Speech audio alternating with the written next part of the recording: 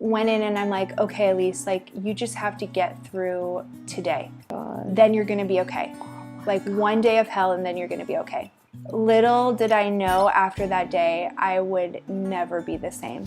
Hey guys, welcome back to my channel. If we have not met, my name is Oksie, and so I just did a quick talk / interview with my friend Alise. She just shares about her life and what God has done in her life. She's been through so many hard seasons and messy seasons and ugly things that just were flipped around. And I just hope that you find this very encouraging. Maybe someone you can relate to, maybe give you more hope in a future, because you do have a purpose in this life. If you ever question, is God real? Do I have a purpose for my life? You do have purpose. And I just really hope that this story encourages you and gives you a lot of hope. So listen through the whole thing. You're gonna love it. I hope you guys enjoy. I'm so excited to hear your story. I know that God has been doing a lot of things in your life. I feel like when we get really honest before God and with ourselves, that's when like those stories come about. Do you think that that's I think that's kinda how it is? 100% true, right? So what is like the biggest thing that happened, or the latest, like any story that you want to start with, because you have a few? I just feel like in the last 2 years, the Lord has turned my whole life upside down. What I thought was okay wasn't okay anymore. What I was influenced by, it's like the Lord stripped me away. Think of like a rose bush. He pruned me down to like the stud. Wow. Like everything that I hid behind, every kind of mask I wore, it was stripped away or taken away. Wow. Yeah, in every area. So How did that start? Like what made that happen? for so long, I conformed to like people around me. I was always me, but I kind of observed, or I saw what was expected of me, and I would obey in a sense. So I realized, and the devil is so sneaky because these were little tiny steps. It wasn't like I fell away from God and like, all of a sudden, but it does feel like that because all of a sudden you realize like, wow, I'm really not being authentically me. I'm really not living a free life how God's called me to. And I really wasn't fearing him. I was actually fearing people and wanting to please them instead of being obedient and pleasing God. I felt like it started with my family and I. We really felt led to move to California. And when you're in a new environment, when you're in like a foreign place, so to speak, you have no friends or family, no one knows you. It's like culture shock, right? You're like, okay, what am I doing? Where am I? And I feel like the Lord started there because all the things I used to cling to, all the friendships that I had, I would call them my security blankets. Even the church I was attending before we moved, it was like I picked up actually quite a few bad habits. I gave things where I was like, oh, it's okay. Like what we were just talking about, oh, it's okay. I gave these allowances where in the word it actually says not to do, So I really felt like the Lord was saying like trim the fat. So there's a lot of things that the Lord was stripping away from me that I found comfort in and I found security in, with things, with people, with relationships, even with family. So it was an intense time. And also my husband and I, we really had to evaluate what was important to us. What did we want our family to look like? If I could be really honest, I was definitely living a double life. Like I was doing things that I know didn't honor God. I was doing things that I compromised in. And like I said, the enemy is sneaky. It's these little steps you make of compromise. And then you end up being like, am I even a Christian? Do I even believe in God? Do I even have a relationship with him? And making those, really diving into the word and asking God, like, if you're true, if you're real, I need you to reveal yourself to me. I need you to show me because I felt so lost, I didn't even know that those relationships were so unhealthy and so toxic and so dysfunctional until like I really started feeling like, well, why do I feel this way when I'm around them? Why are we gossiping?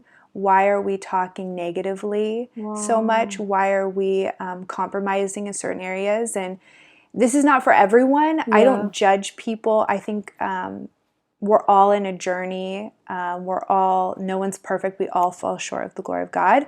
But for Dave and I, it's about 2 years now. We just decided to just give up drinking. And for me, for years, I mean, I'm German. For years, I thought that was okay, you know. But I realized the Lord had called Dave and I to just, I asked myself these questions still, even today with my life. And this kind of, I felt the Lord impress this on my heart of like, does this bring you closer to me? Does this honor and glorify me? Is this getting you closer to your goals? You know, like your purpose, the things I have for you. And for me, a lot of things were easy to say no. Wow. You know? And also really focusing on what does God want from us? What is God asking me? And you know, you only live once. So I'm like, Lord, I had to surrender a lot of like the things I wanted to do. Yeah. Where you think that sounds so negative or harsh, but actually there is such a freedom and a peace when you just surrender and you let go of what you want, your flesh wants. And it goes back to like the fruits of the Spirit, like self-control. Yeah, eating a whole bag of like cookies, it sounds great, but then after you want to throw up, you know, it's not good for you. Yeah. So I felt like the Lord was really revealing himself to me in the scripture and things were really coming to life. I've read the Bible before multiple times, but I felt like in these last few years, he's the same God that he was, you know, back then in Bible times, like he's the same today, yesterday, and forever. And when he just shows me like who he is in his word, and he's like, this is my promise, this is real, this is alive. And giving up the things that are so beautiful and so shiny to me at one point, they mean nothing to me now. Wow. Like I was the person that wanted every single room in my house to look like a magazine. Yeah. To a point, like an unhealthy point, like an obsession, or everything had to look so before anyone could come over. And stuff to me means nothing. I could, you know, what Paul said, I could have little and I can have much. Wow. But I'm still good, you know? Gosh, it's so powerful. And I'm just like, God, I get it. Like all these things, I can't take them to heaven with me. I'm not going to be on my deathbed and be like, man, I wish I had that one last, you know, Restoration Hardware set or whatever, you know? Yeah. And then it's like been like an onion, like a slow or like a pruning season. Yeah. And a lot of things have been really challenging, even letting go of, I realized like I have a huge issue. I want to control. Me too. When I have this problem. It's hard though. It is hard. Because I want to control. We're used to it. Right. And it makes like, for me, it's like, that's what came with the house and the things and even cleaning. I had an unhealthy like cleaning habit that in Jesus' name I'm set free of. But there's been even friendships that the Lord has clearly said to my husband and I that we need to let go of. That we will love them, we forgive them, but they're just not beneficial to us and where he has us headed. And the Lord even showed me one friendship where he showed me that I was not only holding them back, but they were holding me back. So it went both ways. It wasn't like it's just all about me. Yeah. It was like a very toxic, unhealthy relationship for both parties. Yeah. And maybe their eyes are open now too. Well, I hope so. And I pray honestly, you know, those relationships, we still love them. There's no anger, bitterness in my heart. There's different paths. There's different spheres for everyone. And God is going to use everyone if they're, you know, open and willing and wanting to live a life for the Lord full in, you know, all in with him. So were you and your husband on the same page all the time as far as this change and like the things that you were okay with and now you're not, like, or was it you and then he followed, or him and then you followed? Well, it's interesting. So the Lord started working in us, and my husband and I, it happened to us both in different ways though. I'm going to be really honest with you. David and I, we have struggled with like an all or nothing personality. And I say that like having an addictive personality. So, you know, in some areas it sounds, oh, well, that's not so bad. Like, what does it mean though? So with drinking, we realized we were like drinking every day.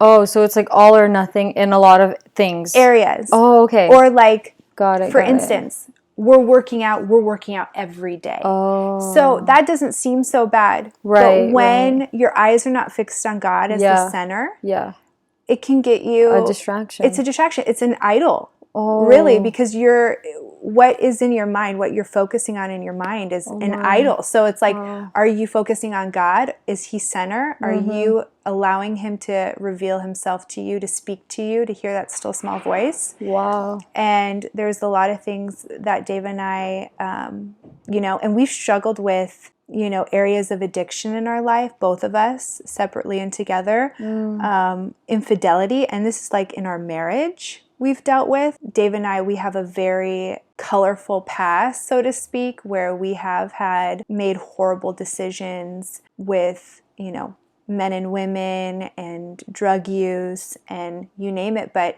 when we got married, even though we were Christians, those stuff didn't go away. Wow. And you name it, Dave and I have been through it. Like in our marriage. I'm not saying like long ago. Yeah. Like this has been in our marriage. We've dealt with those things. So for us, it's like we didn't want to live this mediocre life. We didn't want to just be, and some people are okay with, allowing certain things in their marriage. Dave and I were like, this is done. Like we need to give this to God fully and surrender all these shortcomings, all these insecurities, all these things in our life. Whoa. And for us, it was kind of a breaking point. No, I'm serious. It was a real breaking point because there was even secrets that Dave and I held from each other. So I remember there was one day where we sat down and we asked for forgiveness. We had a very honest, and it was really hard conversation. There were tears, there was frustration, there was a lot of hurt. So it was probably one of the hardest conversations we had because there was secrets and things that we kept from each other that should have never got to that place. And there was a lot of healing that needed to take place. But can I tell you, there was, even though it hurt both ways and there was a lot of sadness and anger and healing, I said, it's like the Lord met us there. Do you get what I'm saying? Like, I'm like a picture person. So it was almost like we were two broken pots. I was just thinking of like something shattered. Broken. Like he comes to the broken, he said. He comes to the ones that need healing, not the ones that are perfectly healthy. Yeah. Not just in body, but in the soul and spirit, right? Exactly. So like when you're broken in front of him and then you're honest with each other and with God, and he's just right there. He shows up. And there's like freedom in that. Yeah. Because when you bring things to light, it's like the enemy just wants to have you be isolated and control these thoughts and have you feel guilt and shame. And it's going to be like that if you keep hiding it. But once it's to the light, what's exposed? Not you, your sin. The sin is exposed. So the shame is on the sin, not on you. That's what I felt, because there was things in our life that we were hiding from each other and trying to run away from and not being truly authentic and honest with each other. And even though that conversation, and there was a few, but that one in particular I'm thinking of was so challenging and so hard, there was such freedom and peace in it. And I felt like the Lord really met us where we were at in our brokenness. And I do believe like beauty does come from ashes. Where there was points, the lowest lows and the darkest of days, it's like he's still there with us. Wow, that's like the most powerful thing. It was amazing. It's like, and after that, I felt like, wow, I'm like, okay, now we're like real Christians. And not like saying that we didn't love the Lord before, but it's like everything is off. It's like you're exposed. It's like, and I truly felt like for the first time, Lord, here I am, like I'm nothing. But all I do is want to serve you and honor you with like every single day of my life. Wow. And there's no doubt in my mind that, as Dave and I prayed together and just asked for healing and asked for the Lord to purify our hearts and wash us clean. And we really we didn't just say the scripture, but we really took it on, like honestly, like a new outfit, that we're new creatures in Christ, that we have a new DNA in Him, and that we don't need to have these patterns or even these generational patterns that we saw in our families. Like that's not who we are anymore. Like we're God's children. Like we're His son and daughter. Like this is real. We're claiming this. This is for us. We're children of the Most High King, the King of the universe. instead of just saying it, we truly believed it. Like, Wow. this is like a fresh start for us. Like, we're ready, God. Because there's things even the Lord had put in David and I. We had tons of conversation about this. Things that we've known since we were little that we were kind of running from. Like, what's an example, if you could think of one? God designed all of us with different giftings. We all have gifts from the Lord. Yeah. There's no one that's the same. We're all unique. We have a purpose and a gift. It's just our choice. We have a free will, right? Yeah. If we're going to take it. And if we're going to be all in with the Lord, if we're going to really serve him and follow his words and be obedient, right? So for me, God made me, I talk and I'm loud and I'm an extrovert. And I thought there was something wrong with me. I remember being little and thought like, there's something wrong with me. Like, why do I always want to try out for everything? Why do I always want to do? No. And people said to me when I was little, Alise, you're too much. You're too loud. You need to be quieter. So for me, I saw this as my gifting as a negative.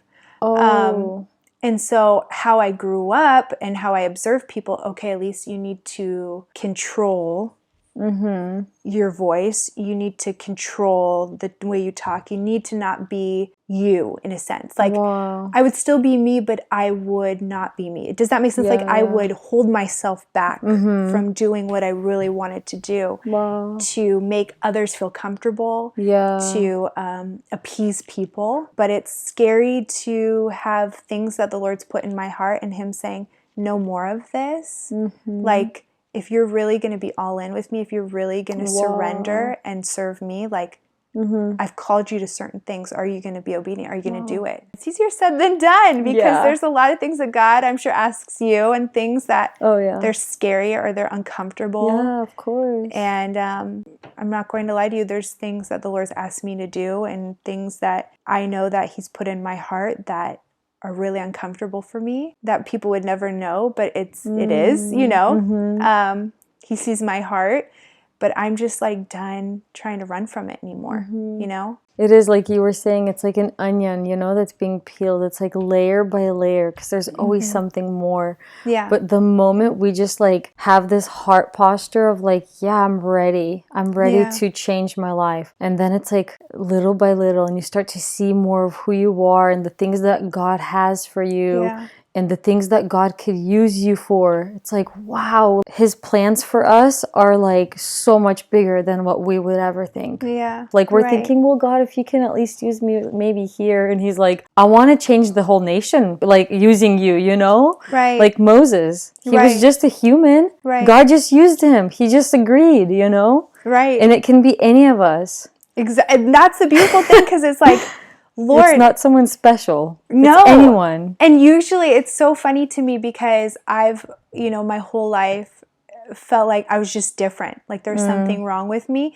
Not in like the special, amazing, gifted child. I felt like, no, there's something wrong with me. The way I think, the way I was put together, like there must be something wrong. Even in school when I was little, I was one of those people, I didn't get school. It was very hard for me. What normal kids, like they just get a book and everyone seemed to be doing like great. My mind did not work like that at all.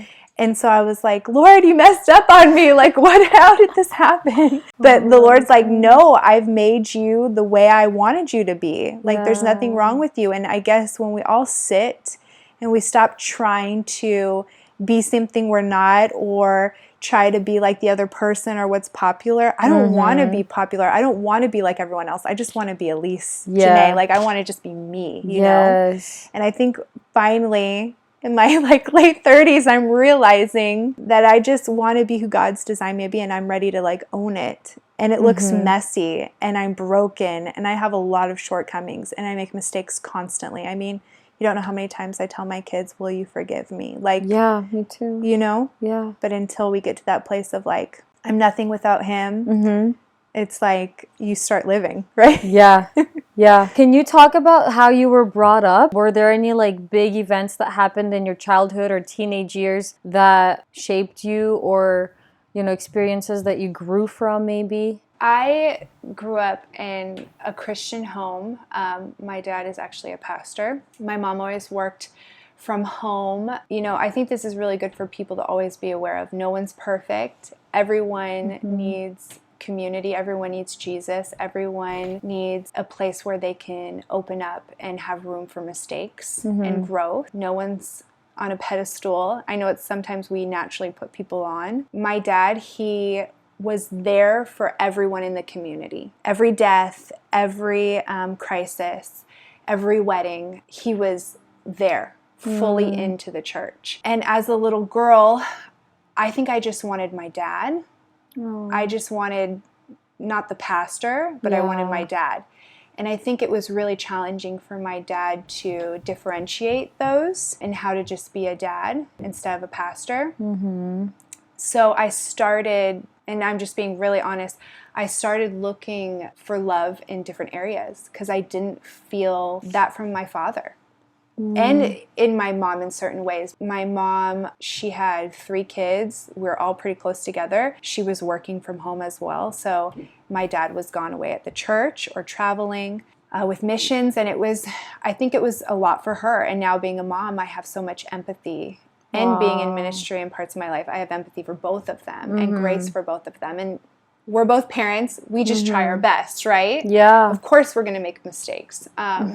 I started looking for love in different areas. I think that I wanted that void filled, not realizing that the only one who can fill it is Jesus. I would say, I had a pretty typical childhood, and I remember getting to 16 years old and never really having a boyfriend, never kissed anyone, never things of the world looked good to me. I was like, I'm not being invited to any parties at school. I'm being excluded because everyone knows I'm the Christian. And I got tired of it. I felt really alone. I felt isolated, and I wanted to be loved, so to speak. But unfortunately, instead of looking at, the Lord and Jesus, I wanted to find it in other places. I found myself at 16 years old, pregnant, terrified, not knowing what to do. And mind you, this was like only a couple months before. I had never done anything with anyone. So I was literally went from 0 to 10 real quick and felt very terrified, alone. Told one girl from high school. And I really feel like, and this is an area that I don't know if people can relate or not, but when you're so young and you're doing things that, I was a child. I look back, I thought I was grown at 16. I thought I knew everything. I knew nothing, and I was a baby, Yeah. In my little mind, thinking I don't have an option, I remember feeling like I didn't have an option. My heart was always, my whole life was to be a mom and a wife. Like, those were my dreams. And for me to find myself in this place, it was heartbreaking because I knew deep in my heart this is never how he wanted this to be. But by my choices and by me compromising, not following him, not listening to what God had in store for me, but doing my own free will, doing what I wanted to do whenever I wanted to do it, I found myself in this place, and so broken, so lost, I ended up getting an abortion. And I remember that day going in by myself. I skipped school. Wow. Did your parents not know about it? No one knew. Gosh. I went in and I'm like, okay, Alise, like, you just have to get through today. Then you're going to be okay. One day of hell and then you're going to be okay. Little did I know after that day, I would never be the same. I was so broken, so hurt. I can't describe how it was. I felt so numb. The worst thing you could ever take away from me, because I said my heart was always when I grew up, when I was playing as a little girl, my Barbies were always married. They were always wanted a family. I played family when I was a little girl. That was my deepest heart's desire. And for me to feel like I didn't have a choice, that this was the only choice, I can't describe how deep that wound went when I did it that day. And it changed me forever, that decision. Did somebody tell you that you have no choice? Did someone recommend you do an abortion, or you just thought that's my only way? When you're 16, when you're so vulnerable, and when you look and when you don't confide in anyone, when you don't reach out to anyone, I believe if one person told me, Alise, this is not, there's other options. Really? I would have never done it. Really? If one person said you have a choice, you have an option, I believe the circumstances would have been completely different. And I also want to say too, I personally do not believe in abortion. I don't stand by abortion. Even though I did get one, I feel like God can make beauty out of ashes. I feel like there's always a hope. There's always a different, a way out. But for me, I just felt like having such an immature mind and so fearful, I did feel like that was my only option. But nobody knew but that one girl from high school? Or did somebody else know too? When I skipped school to go do it, and then I went to my girlfriend's house because after you get that procedure done, you just want to like go to bed. You feel sick. You feel out of it. And that's when truly like the real hell started. Like I was so numb. I was so broken. And I just started sabotaging because I wanted to, that brokenness, that hurt, that I would do that to a baby. It like was killing you. It killed me. So I turned to drugs because I wanted to forget. Oh my gosh. That I wanted to run away from the feeling. I didn't want to feel how I felt because I felt so broken. I felt so hurt. I felt so angry. I felt so sad. And no one, I mean, in high school, everyone's like talking about like dances or like sports or breaking up with their boyfriend. Like no one could relate to me, and I did not open up to anyone about it because I was in a place of such brokenness and not feeling like I could trust or that to anyone.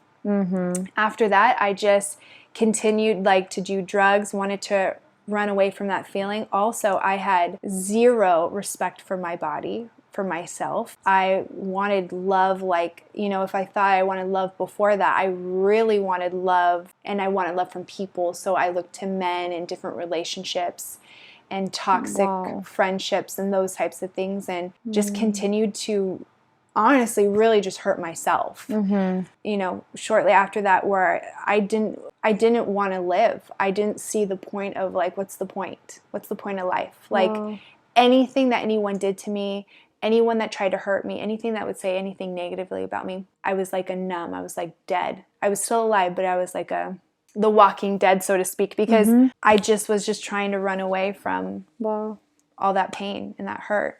My parents, they saw a definite shift in me. They didn't know why, obviously, because I did not open up to anyone. They sent me to Germany. I have family there. Was the best thing my parents could probably ever do for me, to be honest with me, plucking me out of the situation, because everything around me reminded me of my choices. There was still toxic people. There were still really bad relationships. And I was in a very dark place. And at this point, before I left to Germany, I was suicidal. I was doing drugs. I was sleeping with a bunch of people, making horrible decisions. I mean, the bottom of the barrel. Honestly, my parents plucking me out of this situation is probably the only reason why I'm still alive today. I was going down a path that, who knows, like, I see situations now and I'm like, I should have been dead. Like, I put myself in situations where I shouldn't even be alive. And I went to Germany. It was like University of the Nations, and it was like you can do, so it's through YWAM. Oh, okay. I was thinking of that. That's funny. And so I went there for DTS, which you get your discipleship training something. School. So anyway, I shouldn't have been there. Like, I was totally turned my back away from God because I felt like, how could God allow this to happen to me if he truly loved me? How could he do this to me? I totally blamed him. I was a huge victim. And I lived in a castle, which was like very cool, a different experience. Cool. And I realized, oh my goodness, like, I'm so unworthy. Like, the Lord started really working in my heart. And he showed me this picture I'll never forget. So if no one knows what YWAM is, it's like, you go there, it's like intense Bible school. And then, you have lessons all during the day. You have small groups at night. You do church. It's like church 24/7. Yeah. And then you do a mission. So you go somewhere and you live there for a few months and you tell people about the Lord, about Jesus, the good news. During the classes, the Lord showed up for me every single time. Wow. And it's like, all I can think about is like he did super growth on my heart. Man. Like I was in a greenhouse and I needed it. I was like a dead plant and the Lord totally, revived me, brought me back to life. Like I said, he showed me this picture I'll never forget. I always told myself, I even told other people, I'm damaged goods. I'm not worth anything. Like I would tell people this, like if I met you, I'd be like, I'm not good. Like you move along. Like you don't even want to deal with me. Like the Lord showed me, if you want to call it a dream, a vision, he showed me in this beautiful white dress, like the whitest dress. It like glowed. And I was in a room with a bunch of people and the Lord, he took my hand and I'm sorry, he showed me off. He was like, this is my beloved daughter. And he introduced me as that. And he showed me just how much he loved me, how he saw me. It was the total opposite of how I saw myself. I thought I was too far gone. I was like, nope. I've sinned beyond the point of return. Oh I've done more than you can even think of. Like when I say I've done everything wrong, I've done everything wrong. I have turned my back from God. I've said I'm an atheist. I have, back in the day dabbled in like witchcraft and did those things just in spite of him. Because I was like, he's left me. I'm too gone. And I remember I can't explain it, but I was in this beautiful white dress and he was showing me off to everyone saying, this is my beloved. This is my daughter. Isn't she beautiful? And the healing I got from that he forgave me for those sins and he was going to forgive me forever because I've made thousands upon thousands since then. But he was like, no, this is my bride. This is my daughter. And all these names he called me. Every time he introduced me, it'd be like a different one. So powerful. Yeah, and it just like it did something to my heart that I'm like, okay, I'm nothing without him, but he knows me. He hasn't forgotten. He hasn't left me. When I felt like he wasn't there, he was right beside me, and he showed me that all those things. In spite of all the sin I did, in spite of all the horrible decisions and the choices I made, he was right there with me, And I saw that. He showed me, like, there's so many times, like I told you, I should have died, and I didn't. Or I put myself in horrible situations, but he was still there, Protecting you. Yeah, protecting me. After that, there was obviously still intense healing, things that he revealed to me, things that were not okay that I was doing, things that I needed to let go, and forgiving people, turning away from my sin, and asking other people for forgiveness, and truly like in those years of just healing and like standing on my own 2 feet again and not feeling that brokenness and letting God really do, like, all I can explain is like heart surgery in me from the inside out, Yeah. And I feel like ever since I've been on a journey of just continuing to grow, continuing for the Lord to be like, because for me, my personality, I see something shiny and, and the Lord's like, nope, here I am. Like, keep your eyes on me, And there's been a lot of seasons where I've definitely have not followed him, definitely have made my own decisions, did not use self-control. But I can feel him always tugging on me to direct my steps. And it's so funny though, because all this healing, all this process of just forgiving and almost dating God, just like me and him, like I did my mission and during that time, and I lived for a few months in Colombia, Bogota, and got to do amazing things. Shared actually my testimony for the first time on the radio in Colombia. Wow. Even before my parents knew. I told my parents when I lived in Germany. I I would have liked to do it in person, but I knew I just had to confess and to share this with them. Yeah. So I called them as soon as I can on the telephone and shared my struggle that they had never known and why kind of I made decisions or the shift that happened thereafter. Also, I got to rededicate my life to God. I got baptized in the Caribbean, which that can't be that bad, right? It was amazing. And finally, I would say at like around 17, 18, I finally turned my life over to God and took being a follower of Christ. I don't even want to say Christian, but truly like believing in God and like owning that for myself at that age. Like, this is not just because your parents believe it. This is not just because you grew up in it, but like taking it over for myself. Yeah. I came back to the United States in Seattle or this area, and I started working at a grocery store. Where I was at this place, I was done with guys. I was done with doing my own thing. I was done with like, you know, because I always wanted to be married. I always wanted a family. Remember, that was like my heart. And I remember meeting my now husband, and he asked me, he said, "Can I take you out?" How old were you? I was 18. Wow. And he said, that's young. It was young. Or maybe I was like close to 19 at this point. We're on the grocery aisle, and he said, "I want to take you to church." And I was like, "Okay, you don't want to date me." I said, "I'm literally married to God right now." I said, "Even if this were to ever work out, you'll always be like my number two. Like, I am dedicated to God. I want 10 kids." Like, I literally tried to have him run away, and everything that I was just being me. Are you serious? Oh, yeah. You were that honest with him? Oh, I was brutal. I was like so brutal. Like any normal guy, no offense, honey, but any normal guy would have ran. What? But I promised myself, I said, the next guy God. that I date, wow. And not only, so I'm going out of context, so like maybe a month before, I was so caught up in like trying to figure out my future and like what should I do. I surrendered who I was going to marry to God. And I said, "God, even if you want me to be a Paul, I'll be a Paul."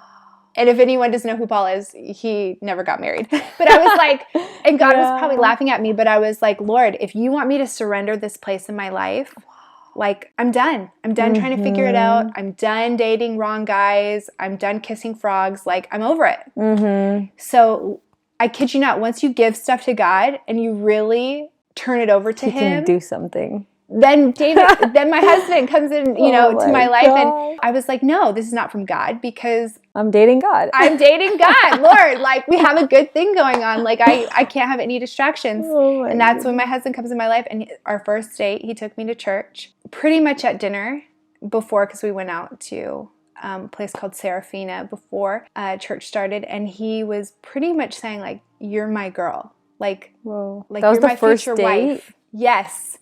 And I was like, whoa. Like, you know, like, this is too much. And I said, "You need to give me 3 days to pray." Like, because in my heart, I was like, if this is it, you're the last guy I'm ever going to kiss. Like, this is done, you know? I just needed, this is a little too fast. I prayed for those 3 days. He continued to call me and was relentless. And he was like, "No, but like, God has already answered your prayers. Like, I am your dude, you know? Like, I'm your future husband." God. And so after I had that time to pray, and there's just like, I mean, I dated a lot of people and was with a lot of different types of people. It was just so different with him. Like, he loved me for me. He honored me. He respected me. Wow. We had just like, there was nights where we just stayed up all night just talking. It's like we were running to the same goal. Wow. And that was God. It was like Jesus was the center of it. And I never had experienced that with anyone, and someone who I felt like I always had to tame who I was.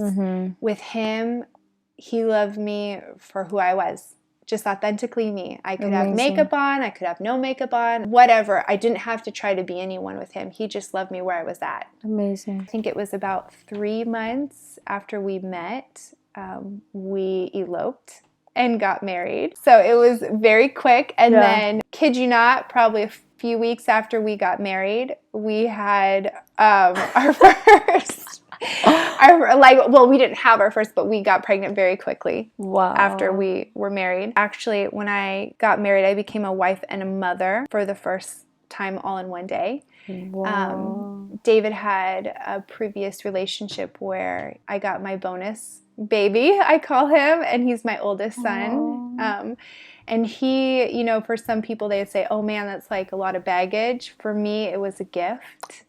I see my oldest son as he's taught me so much. How old is he now? He's 14. Oh. When we were married, he was 2. He is honestly just icing on the cake. He is a gift, and that's a whole thing in itself. That's a different story for a different day. But co-parenting and having a child that's not from you, whether it's adoption or fostering or, you know, being a stepmom or a stepfather. I mean, there's special grace in that for its own, and shout out to everyone who does that, That's having amazing. blended families. But I felt like when I surrendered finally all these things that I wanted to control, all these areas that I was so fearful and worried about, it's like once I laid it down at his feet and gave it to him fully, that's when he blessed me beyond. Like I could have never, like I made a list when I was probably like 7 years old of what I wanted my husband to look like and to be like.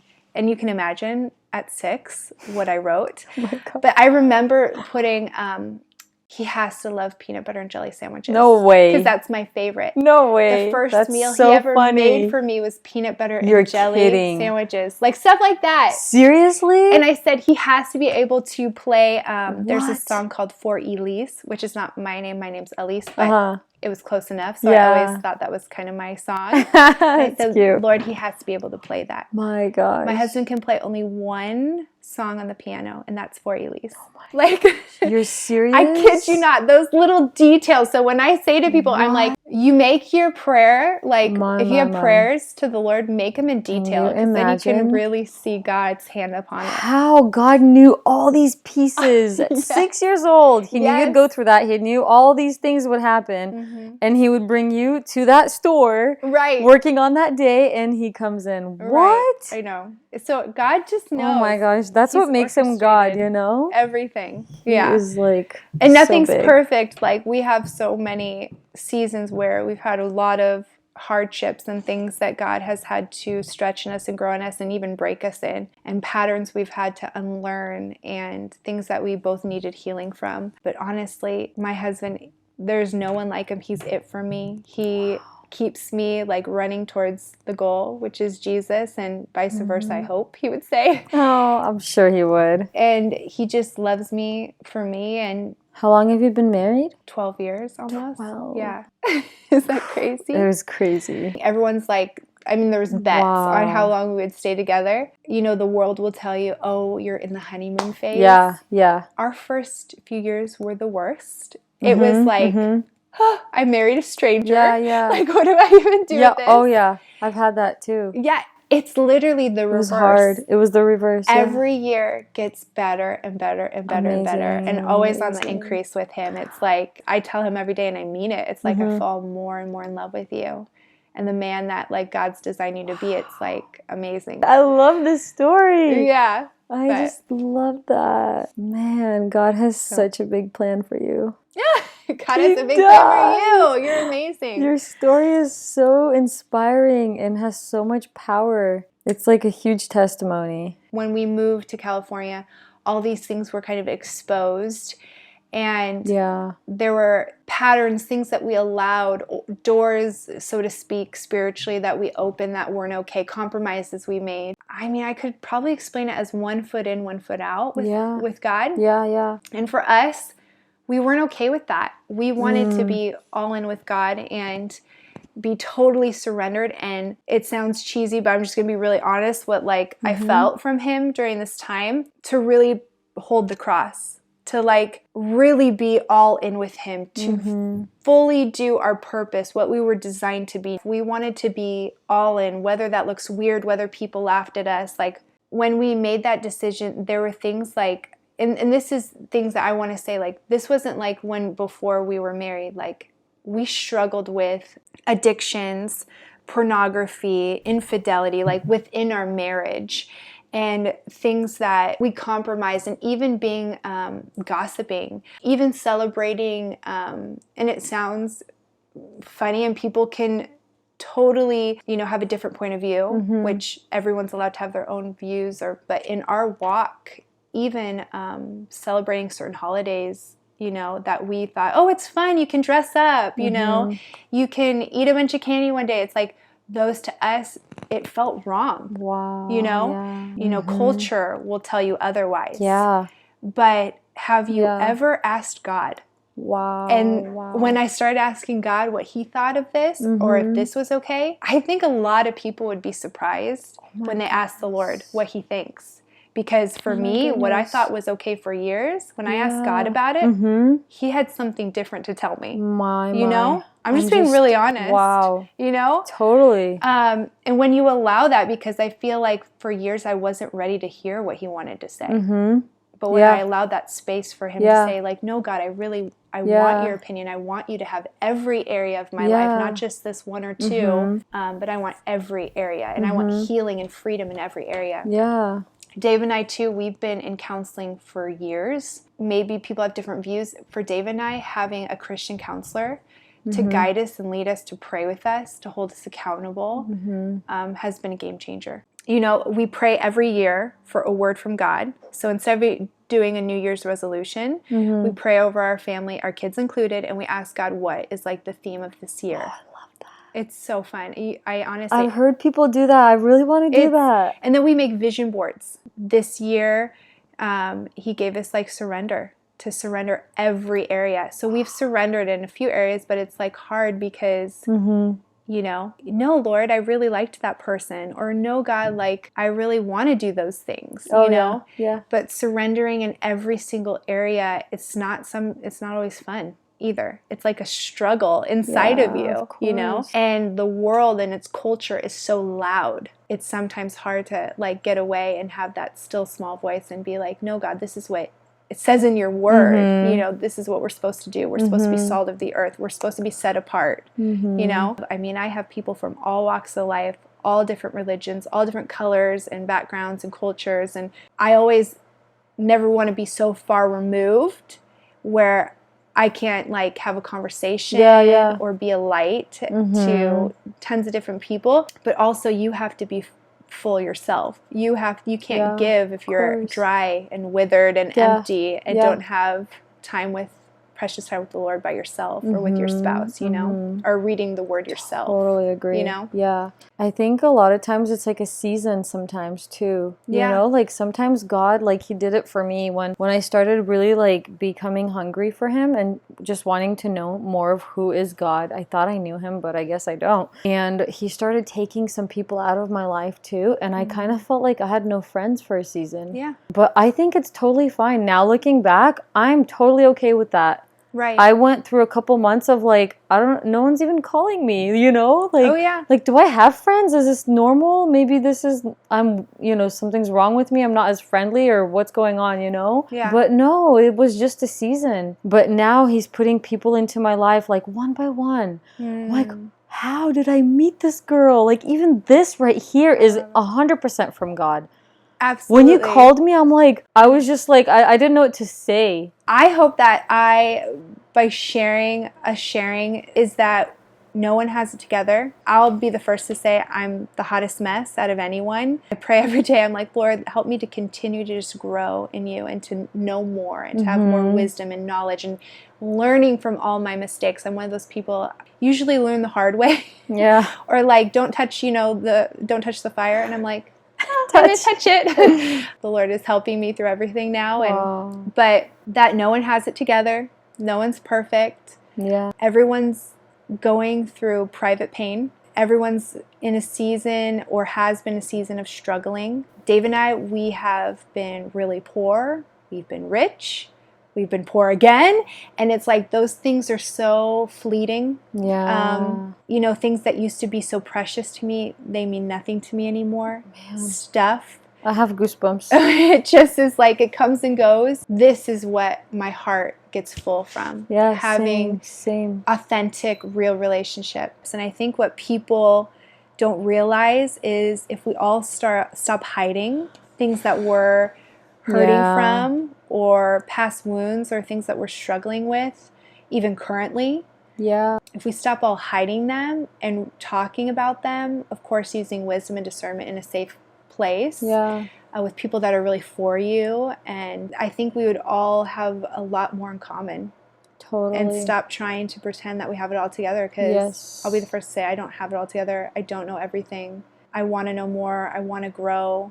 Yeah, same. And I just want to be closer to the Lord. Yeah. But thank you for sharing. Thank you for having me, and you're just such a gift and a light. I'm so blessed by you, and my heart, like, I have to hold back my tears when I see you, because I'm overwhelmed. My gosh. No, I'm seriously, I'm overwhelmed by just your generosity and your kindness and your willingness. So thank you. You're so sweet. Well, the same back to you.